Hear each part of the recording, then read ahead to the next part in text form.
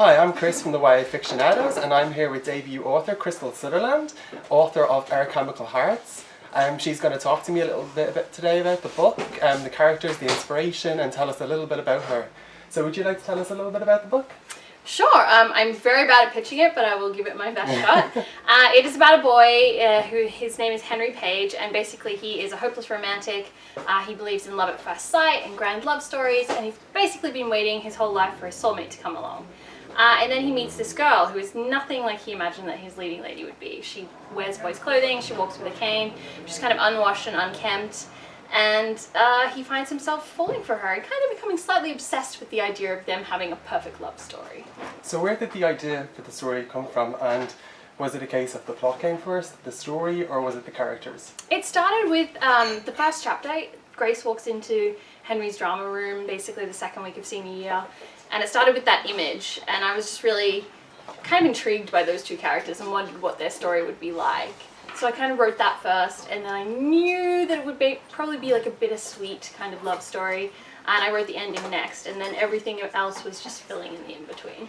Fantastic. And did you infuse yourself into the characters? Were there any traits or aspects of the characters that you felt like you really strongly identified with? So there are little bits and pieces of me in lots of the characters, so I tried not to make, one character me, but there are just like little tiny bits and pieces of me in lots of them, and my family and friends and stories that they've told me as well are kind of diffused all through it to give it that just like realistic feeling, I think.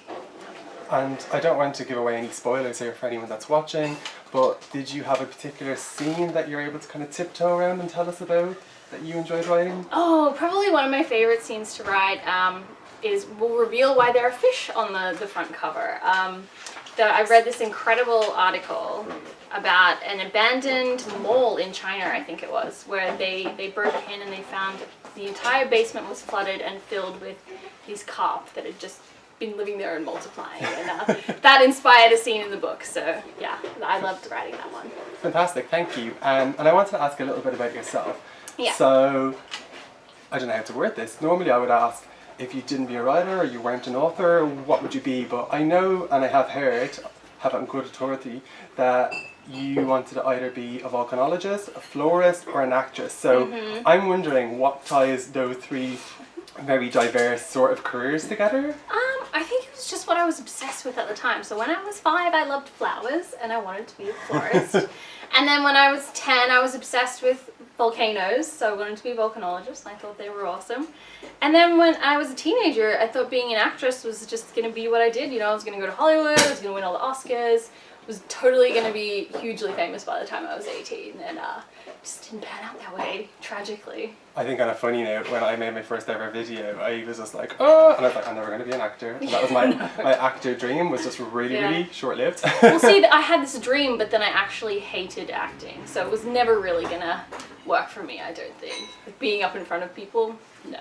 Speaking of acting though, because we are looking into the future a little bit now, and we've got news that Our Chemical Hearts is going to be a movie. So tell us a bit about that and how you're feeling. And I'm really excited, obviously. You kind of, even when you have a film deal, it's kind of like, are they going to make it? Are they not? You never really trust Hollywood, but it's looking good. It's looking like things are actually really happening and things are moving really quickly. So I'm very excited, and I can't wait to potentially see it on the big screens. And you're very down to earth as well. Like, you're very sweet, very centered. I mean, you've just come out with an incredible book that the movie company are just thrilled about. Everyone's full of praise, and it's getting published all over the world. Like, how do you kind of keep everything focused? How do you sort of keep yourself quite centered? I think just working on your next project is the best way to keep yourself centered. And also it's I just try and ignore the crazier aspects and just keep myself centered on what's happening in the moment. Yeah. Maybe one day. We'll think about that one day. Yeah. Whether that actually happens, that's when we'll deal with it. But it has to happen. Yeah. It has when to. It happens. This when it happens. will happen. It has to happen. Not if, when. Yeah. When, yes. So, I do want to talk about Kim Kardashian. If you can tell us a little bit about this story, because I'm not sure if everyone watching will actually be familiar with it. Okay, so when you live in Amsterdam, you own a bike, obviously, and that bike is going to be stolen at some point. So I had this beautiful, elegant bike that I loved and used to ride around, and then it was stolen and I had to replace it, and I bought this new bike that was just heavy beast of a thing that was really hard to get along with and never did anything that I wanted it to do, but it looked fantastic in pictures. So I was like, Kim Kardashian. Bit of breakdown, flat tires. Basically, you frequently had to get off and push it along because it was just like, but it looked great in pictures, so there we go. When I was in school, actually, I think I was about 10 or 11, we had this bike gang. It was really short-lived because I had the oldest bike. You were in a gang. So my name is Chris, so everyone called me Chrissy Chainbreaker. And then when they found out I didn't like the name Chrissy, they called me Chrissy. Oh no. So basically we'd be cycling along, and unless we were going downhill, I had no chance of getting anywhere, because the minute we cycled anywhere, I'd get a puncture, the chain would come off. The chain came off a lot. I was common. Anyway. It sounds like a Kardashian bike as well. It does, yeah. Maybe like a Chloe. Yeah, is it a bit of a Chloe? Probably a Chloe. I think it's a Chloe, yeah. Keeping it the For Kardashian sure. family. Maybe a Jenna even, you know. Yeah. The little one, what's her name? Kylie or Kendall, yeah. Okay. And I guess I wanted to just ask, in terms of for your readers, like what one thing do you want them to know, or what do you want them to know in terms of reading this book, and just how grateful as well you are for the support that you've gotten? Oh, probably one thing that has really resonated with people, I think, is that it's not your typical love story. As cliche as it is to say that, like, oh, it's not like other love stories, people have told me repeatedly that they really appreciate it. It's kind of more of a raw and realistic expectation and depiction of what might happen the first time you fall in love. And also just want to thank like everyone who has supported the book so far. So many people on Instagram and Twitter and YouTube, and you here tonight, and all the bloggers that are going to be here tonight. And I'm really just blown away. Like, it's amazing and fantastic, and yeah. I have one more question. So in terms of your next book, and I know that you can't tell us a lot, I don't know how far you are in the book, but in this book or in future books, are you gonna, I know you've travelled quite extensively, I know you're over here in London, and you've been to Hong Kong. Are you going to draw upon that in any of your future books? Is it something you'd like to do? Absolutely. So some of my next book, my second book, is actually set in Vietnam.